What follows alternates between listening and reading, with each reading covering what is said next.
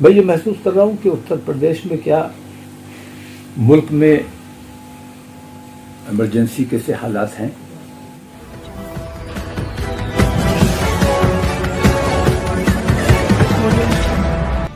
ملک میں آزادی ختم، ایمرجنسی کے حالات. مولانا توقیر رضا خان. نمسکار، آپ دیکھ رہے ہیں خبر بلند بھارت. بریلی سے ضمیر احمد کی رپورٹ. رامپور درگاہ کے سجادہ نشین کی گرفتاری پر بھڑکے مولانا توقیر رضا خان. اپنی خانقاہوں کو بچانے، خانقاہوں کی حفاظت، سجادگان کو بے عزت کیے جانے کے خلاف سوموار کو دیں گے گرفتاری. سبھی خانقاہوں اور درگاہوں سے اپیل، رامپور سجادہ نشین کی گرفتاری کے خلاف آواز اٹھائیں. بریلی کسان آندولن کی حمایت میں گیاپن دینے گئے. رامپور میں درگاہ سجادہ نشین کے ساتھ پولیس ادھیکاری دوارا ابھدر ویوہار کیے جانے کے بعد مسلمانوں اور درگاہ میں آستھا رکھنے والوں کی ناراضگی پر رامپور پہنچے IMC پرمکھ کی واپسی کے بعد سجادہ نشین کی گرفتاری پر پریس وارتا کرتے ہوئے IMC پرمکھ نے کہا، سرکار ناکام ہو گئی ہے. اپنی ناکامی، کسان آندولن کی آواز دبانے کو ہندو مسلم میں بانٹنے کی سازشیں رچی جا رہی ہیں. اتر پردیش میں حالات ایسے محسوس کر رہا ہوں، چناؤ جیسے نزدیک آ رہا ہے. چونکہ حکومت تقریباً ہر مورچے پہ فیل ہو چکی ہے اور چناؤ کے لیے مجھے اندیشہ اس بات کا ہے کہ اب ہندو مسلم ماحول اتر پردیش میں بنانے کی کوشش کی جا رہی ہے. اور اسی سلسلے میں رامپور میں جو واقعہ ہوا، سازش رچی گئی. وہاں کے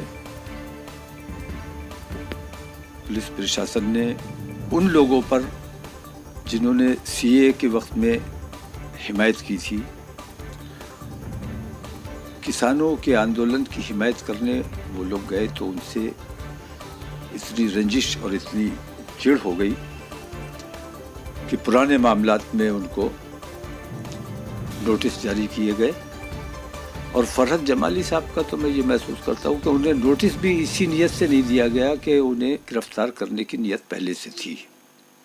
باقی لوگوں کو نوٹس دیا گیا، انہوں نے اپنے جواب بھی داخل کیے، لیکن انہیں جواب داخل کرنے کا بھی موقع نہیں دیا، نوٹس بھی نہیں دیا. ان حالات میں میں یہ محسوس کرتا ہوں کہ جیسے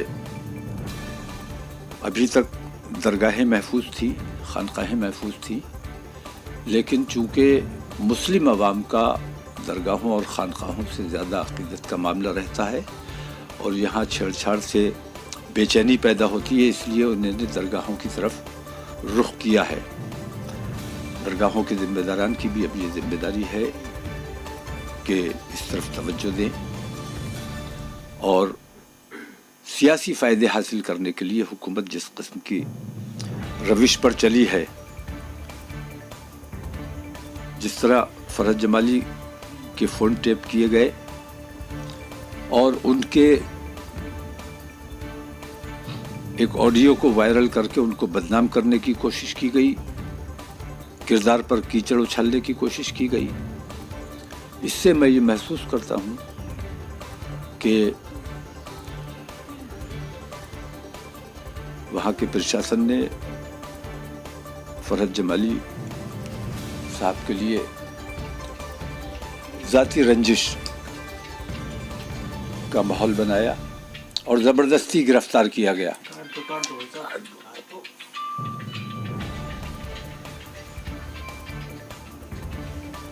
تو اس سے پہلے کہ دوسری جگہوں پر بھی اس قسم کا ماحول بنایا جائے، میں یہ محسوس کر رہا ہوں کہ اتر پردیش میں کیا ملک میں ایمرجنسی کے سے حالات ہیں.